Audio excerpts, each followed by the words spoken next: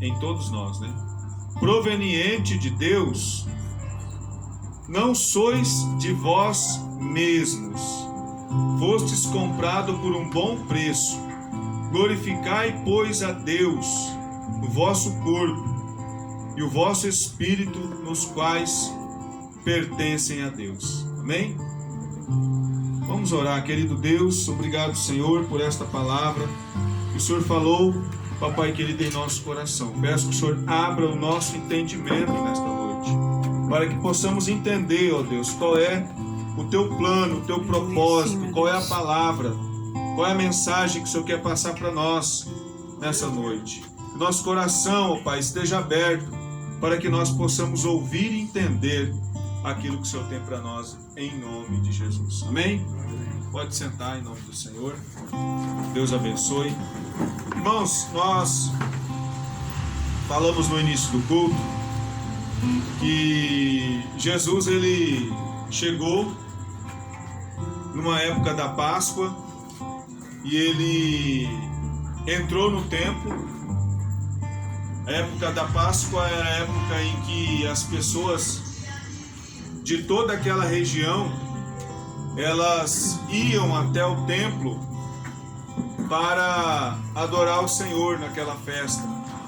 Eles levavam ofertas, eles levavam a oferta do tabernáculo, que era uma oferta que todo judeu e toda pessoa que fazia parte do templo levava. Além do imposto que dava a César, eles levavam também a oferta do templo.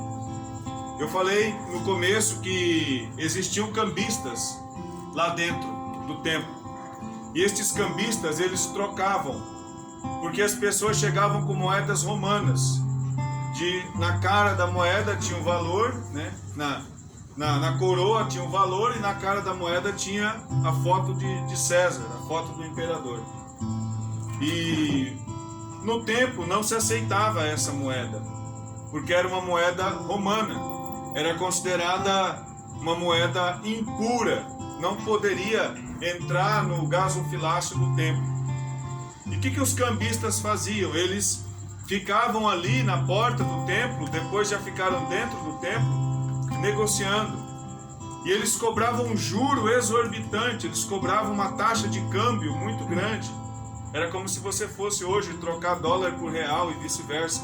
Era um câmbio muito alto, e esse lucro que eles tinham, eles compartilhavam desse lucro com os sacerdotes, com os responsáveis espirituais, e eles tinham um lucro muito grande para eles.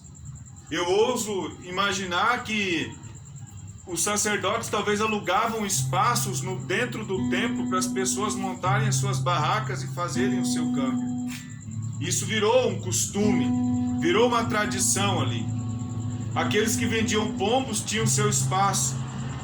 E vamos imaginar que um pombo valia 5 centavos hoje no comércio. Se você fosse no comércio, comprava um pombinho, valia 5 centavos. Quando você chegava no templo, você oferecia aquele bichinho de 5 centavos. Mas sabe o que eles faziam? Dentro do templo, eles vendiam o mesmo pombinho a 5 reais, por exemplo. Então era exorbitante. E o sacerdote, já combinado com o comerciante que estava dentro do templo, ele olhava para o animalzinho. Quando a pessoa trazia o animal de casa ou de fora, o sacerdote não aceitava o animal, porque era um animal que não fazia parte do comércio deles, né? Alguns estudiosos dizem. Então eles procuravam uma forma de que o animal apresentado fosse um animal vendido no templo, para que assim o lucro deles tivesse. E você imagina então o tanto de fraudes que tinha naquele local, o tanto de engano que tinha naquele local. E quando Jesus chegou, esse sistema comercial, ele já estava instaurado no templo. E quando Jesus chegou para a Páscoa, Jesus, ele expulsou os cambistas, ele expulsou aqueles que vendiam pombos, ele fez um rebuliço naquele lugar. E ele disse: não está escrito que a minha casa será chamada casa de oração? Mas vocês têm transformado a minha casa em covil de ladrões.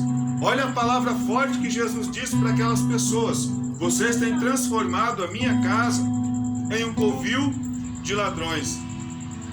E Jesus derrubou as mesas. Tem uma ministração do Judson Oliveira que eu acho linda, referente a isso. Ele derrubou as mesas, expulsou os cambistas. E nessa ministração o Judson Oliveira diz que o Senhor ia virar a mesa das pessoas.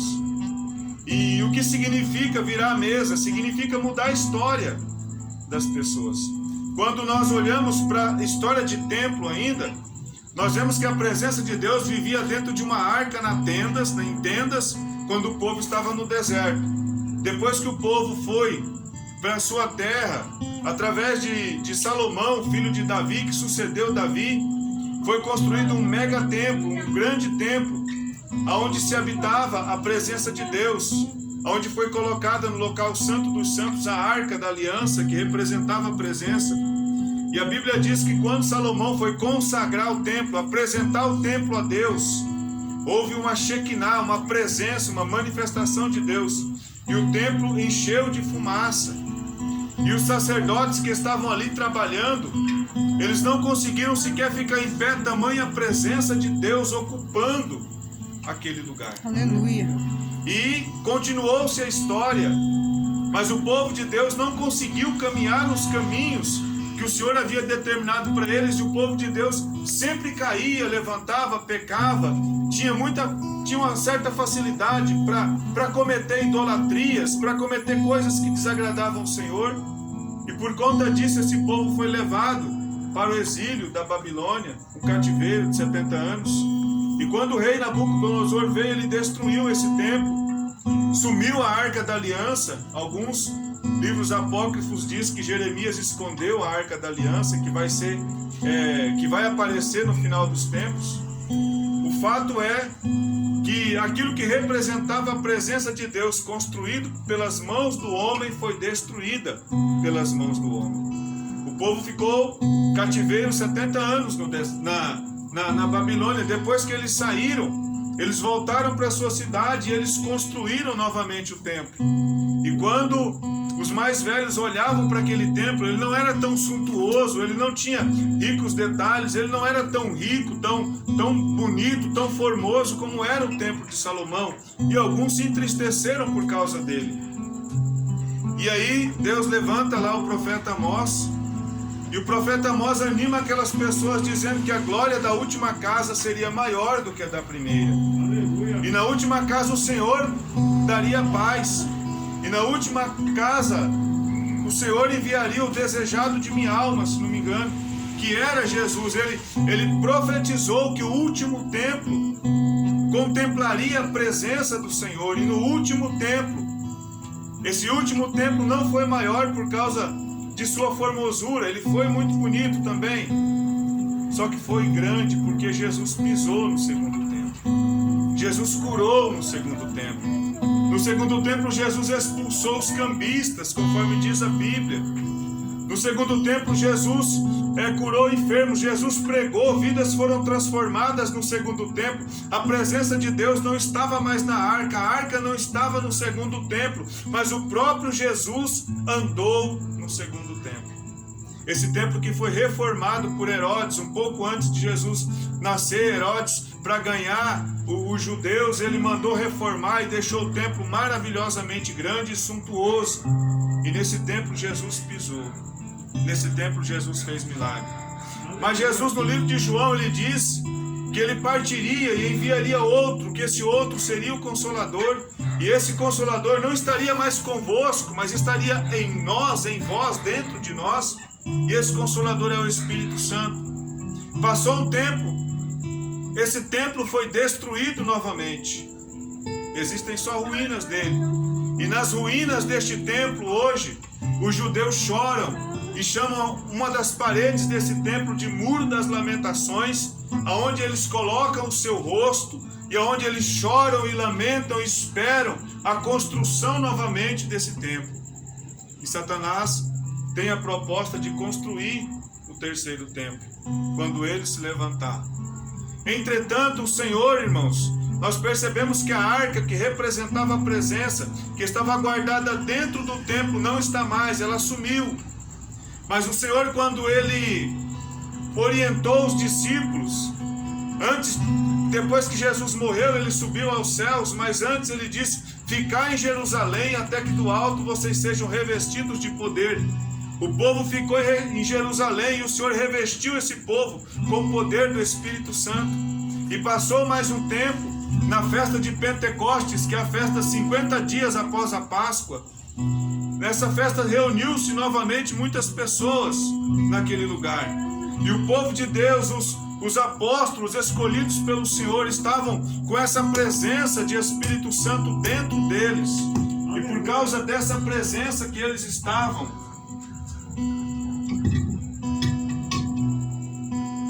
aleluia, a Bíblia vai dizer que o apóstolo Pedro, ele pregou um sermão e 3.000 almas aproximadamente aceitaram ao Senhor Jesus e foram batizadas pelo Senhor, e a obra começou a crescer.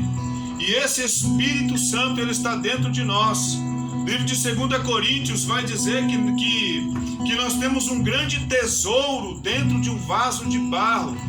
Você sabe o que é isso, irmãos? O primeiro templo foi destruído, o segundo templo foi destruído, e o terceiro templo quem é?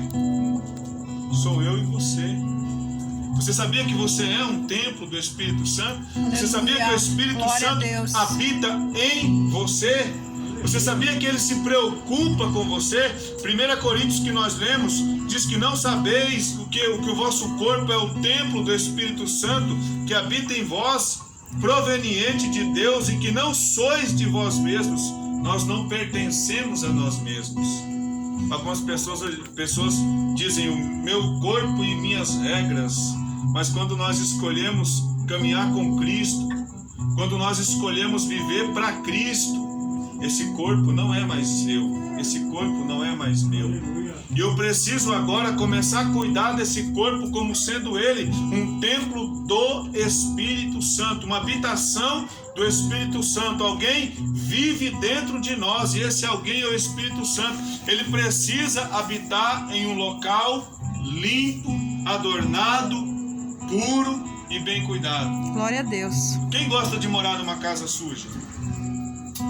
Quem gosta de morar num quintalzão bagunçado, cheio de sujeira? Ninguém gosta. Quem gosta de morar num local, na tua casa ali, a pia de louça lá no alto, louça suja, as camas por arrumar, aquele cheiro, mau cheiro na casa? Quem gosta?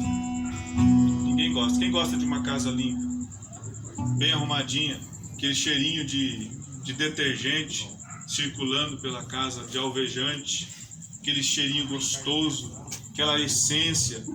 Nós gostamos disso. Nós queremos a nossa casa bem arrumada. Você já teve na tua casa, você às vezes acordou meio tarde, e aí alguém te pegou desprevenido lá, né, Cláudio? Você acordou meio tarde, trabalhou e chegou tarde em casa, e 9 horas da manhã você estava dormindo ainda, aí alguém bate palma. Você fala, meu Deus, por que veio hoje, que tá tudo sujo? Aí você recebe a pessoa onde? No portão, nem deixa ela entrar. Por quê? Porque a casa não está em condição de receber. Às vezes a pessoa chega aqui, a gente acabou de acordar e recebe ela aqui, porque o negócio, né? Precisa. A gente faz isso às vezes, porque a casa não está pronta para receber aquela visita, aquela pessoa que chegou às vezes sem avisar. E assim é a nossa vida. O Senhor Jesus, ele quer habitar na nossa vida, mas a nossa vida precisa estar limpa. O nosso corpo precisa estar limpo. O Senhor, ele nos ama, ele nos quer bem, ele quer ver, ele quer que nós nos coloquemos à presença dele, mas a nossa vida precisa estar limpa. E em 1 Coríntios 3:17 diz: se alguém destruir o templo de Deus, Deus o destruirá, porque o templo de Deus que sois vós é santo. Então esse corpo que Deus te deu é um corpo santo. Essa vida que Deus te deu é uma vida santa. E o Senhor não quer que nós venhamos a colocar impureza no nosso corpo. O Senhor não quer que nós coloquemos sujeira no nosso corpo, porque nós somos o templo do Espírito Santo. E quando nós entendemos que somos o templo do Espírito Santo, nós começamos a cuidar melhor do nosso corpo, cuidar melhor até mesmo da nossa estética. Nós vemos, às vezes as pessoas, elas estão caminhando pelo mundo e elas não têm um conhecimento de Cristo. E de repente o Senhor encontra essa pessoa e ela aceita a salvação que Jesus Cristo dá. E você olha depois para essa pessoa, passa um tempo, você vê ela, você enxerga, você começa a perceber que o semblante dessa pessoa está diferente. Eu não sei se vocês já viram isso, mas tem vezes que a gente olha para a pessoa, a gente vê o semblante dela diferente. Às vezes ela continua com a mesma roupa, ela continua assim, um estado natural como ela era, mas você olha e você percebe uma diferença, parece que há uma limpeza naquela pessoa. E quem que faz isso? Isso quem faz é o Espírito Santo. Aleluia. Quando Ele habita em nós, Ele nos limpa, mas há uma necessidade de que nós entendamos que esse corpo que carrega o teu Espírito não é um corpo seu. É um templo do Espírito Santo que precisa ser cuidado. É como uma casa que talvez você mora e paga aluguel. Ela não é sua, mas você vive nela. Você precisa cuidar, você precisa administrar, você precisa manter essa casa bem cuidada, porque você mora nessa casa. Nós somos mordomos do nosso próprio corpo, sabia? Porque nós cuidamos desse corpo para a habitação do Senhor. Aleluia. Jesus, quando Ele expulsou os cambistas, isso foi no templo físico. Mas se Jesus olhasse para nós hoje, eu acredito que Ele encontraria em mim algum cambista, ou encontraria em você alguma coisa que ele gostaria muito que nós expulsássemos, para que Ele pudesse habitar na nossa vida. Aleluia. Eu peço para você refletir agora. O que o Senhor expulsaria de você? Jesus sendo o habitante da tua casa, que é o teu templo, o Senhor entrando neste templo, o que Ele encontraria de irregularidade que Ele expulsaria? Se Jesus entra agora em você e faz uma análise, Ele olha para a tua vida de cima a baixo, Ele analisa o seu histórico e Ele percebe que alguma coisa precisa mudar na tua vida, porque você é templo do Espírito Santo. Eu te convido a se analisar, a fazer uma autoanálise no teu corpo espiritual, e você analisa o que precisa mudar, o que você precisa tirar desse corpo, o que você precisa tirar do teu costume, o que você precisa tirar do seu hábito, para que o Senhor venha morar dentro de você e se alegrar. Glória a Deus, aleluia. O Senhor, Ele expulsou os cambistas daquele lugar, porque havia uma tradição. E aqueles homens estavam ali por muito tempo. Talvez você congrega já há muito tempo, você caminha com o Senhor há muito tempo, você já tem um histórico de vida, mas dentro de mim ou dentro de você existem cambistas, existem pessoas, existe dentro de nós alguns costumes que ainda são considerados imundos diante do Senhor, e eles precisam ser expurgados da nossa vida, porque a nossa vida não é mais nossa. Nós vivemos para Cristo. A palavra de Deus diz, acho que é em Filipenses 2:20, que diz: não vivo eu, mas Cristo vive em mim. Você não vive a sua vida. A partir do momento que nós entregamos a nossa vida para Cristo, nós estamos dizendo: Senhor, a partir de hoje deve ser conforme a tua vontade. A partir de hoje, os meus planos eu coloco diante da mesa do Senhor, e o Senhor vai definir quais eu farei ou eu não farei, porque o Senhor é o governador da minha vida. É isso que o Senhor quer de nós. A representatividade de Cristo no templo representa para nós que hoje não existe um templo para ser construído. Não existe um templo físico em que o Senhor habite. Nós podemos ver grandes catedrais, grandes igrejas, grandes locais de culto ao Senhor, mas eu te falo que Jesus não habita em nenhum desses templos. Jesus não habita em nenhuma dessas casas suntuosas. Se a gente sair daqui e deixar esse local não é santo porque nós estávamos aqui, mas nós somos santos porque Deus está em nós. Então, aonde você for, você é santo do Senhor. Onde você colocar a planta dos seus pés, você é um santo, uma santa mulher, um santo homem de Deus, porque Cristo está em você. É por isso que quando nós servimos a Deus e que nós entramos em algum lugar, a luz parece que chega ali. Não sei se você já esteve próximo de pessoas que parece que iluminam o seu dia.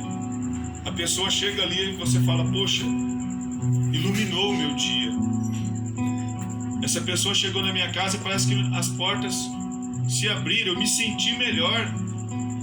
É porque essa pessoa tem dentro dela o Espírito Santo. E essa pessoa carrega o Espírito Santo. Aleluia, glória a Deus. Eu quero te dizer que nós somos templo do Espírito Santo. E nós somos não templo físico, não templo de tijolos. Podemos dizer que nós somos uma tenda do Espírito Santo. Já pensou?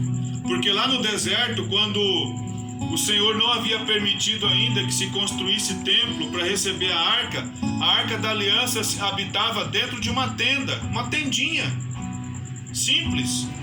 E quando Deus mudava a corrente da nuvem ou do fogo, simbolizava para Moisés que eles tinham que ir caminhar para um outro local. Eles desmontavam as suas barracas, e eles montavam a tenda lá onde o Senhor designou. E depois que eles montavam a tenda, a arca da aliança, a presença de Deus estava dentro da tenda novamente. E eles continuavam o serviço cerimonial. E hoje, a tenda sou eu e você. Sabia que você é uma tenda?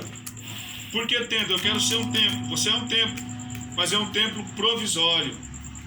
Porque a presença de Deus estará contigo enquanto você estiver aqui, caminhando nessa terra. Quando você for chamado, quando for chamada a sua senha ou a minha senha, nós seremos guardados pelo Senhor. Nós descansaremos no Senhor, no seio de Abraão. Mas aqui a nossa utilidade é viver como templo do Espírito Santo. E para ser templo do Espírito Santo, você precisa ser limpo. Eu preciso ser limpo. Nós precisamos ser purificados pelo Senhor. Eu quero te desafiar a olhar para dentro de si mesmo nessa noite e analisar o que precisa mudar na tua vida. No Efésios 2:21 diz, no qual todo o edifício bem ajustado cresce para templo santo do Senhor. Então todo edifício bem ajustado, todo ser humano bem ajustado, com a sua vida ordenada. Eu quero dizer assim, que ninguém tem a vida perfeita, mas nós podemos melhorar dia após dia, até chegarmos à estatura de varão perfeito que o Senhor espera de nós. No qual todo edifício bem ajustado cresce para templo santo do Senhor. Quem é templo do Espírito Santo aí? Aleluia. Todo mundo, né? Você é um templo do Espírito Santo. O Senhor habita em você. E muitas coisas na nossa vida precisam mudar. Quando nós conhecemos a Cristo, quando nós começamos a viver para Cristo, o Senhor começa a apontar pontos de melhoria nas nossas vidas. E nós começamos a perceber que precisamos deixar alguns costumes, precisamos deixar alguns hábitos, porque o Senhor está nos chamando para ser templo. Aleluia. O Senhor está nos chamando para fazer Sim, meu diferença. Deus. Aleluia, Jesus. E quando você chegar transformado nos locais, as pessoas vão perceber algo diferente em você, porque dentro de você habita o Espírito Santo de Deus. E você não está mais só, porque o Espírito Santo vive dentro de você. Amém? Essa arca da aliança que sumiu, acredito que foi proposital, porque se a arca existisse até hoje, as pessoas estariam se curvando a ela. Da mesma forma que quando existem grandes homens de Deus e grandes mulheres de Deus, muitas pessoas se curvam a eles, não no sentido de respeito, mas no sentido de adoração. E o Senhor, eu acredito que quis tirar toda espécie de adoração a qualquer tipo de objeto. A nossa adoração agora é somente ao Senhor. Glória a Deus. Nós não adoramos pessoas, nós não adoramos bandeiras, não adoramos placas, nós adoramos ao Senhor.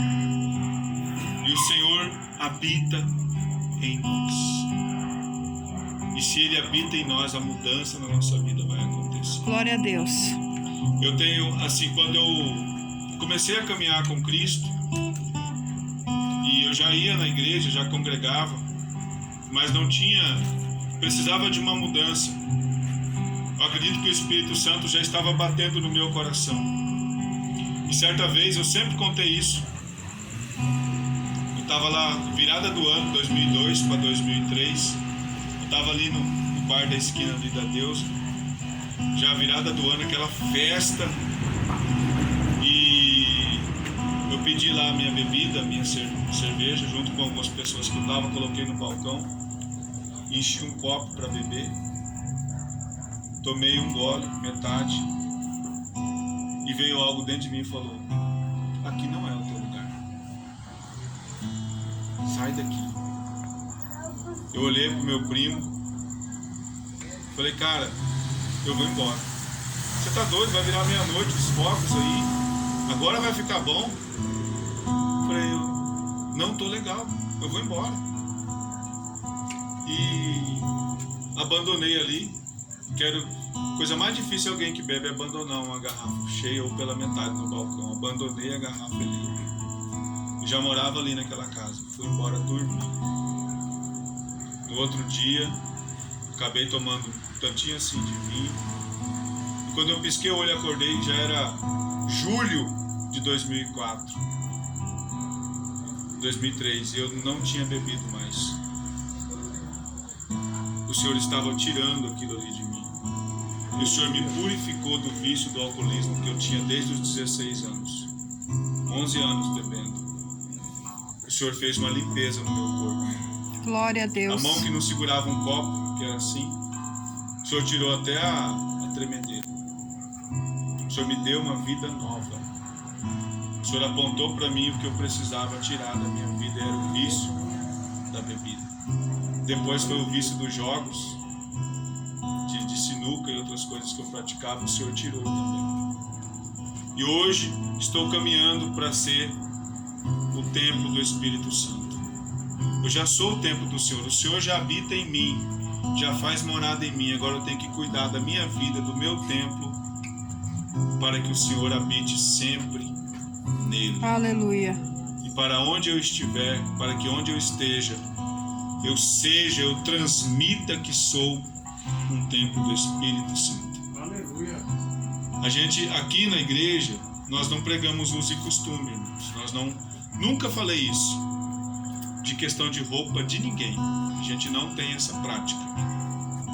Mas pergunta pro teu espelho quando você vai vestir. E aí, meu amigo espelho, dá uma olhada aqui. Será que essa roupa me merece? O espelho vai falar: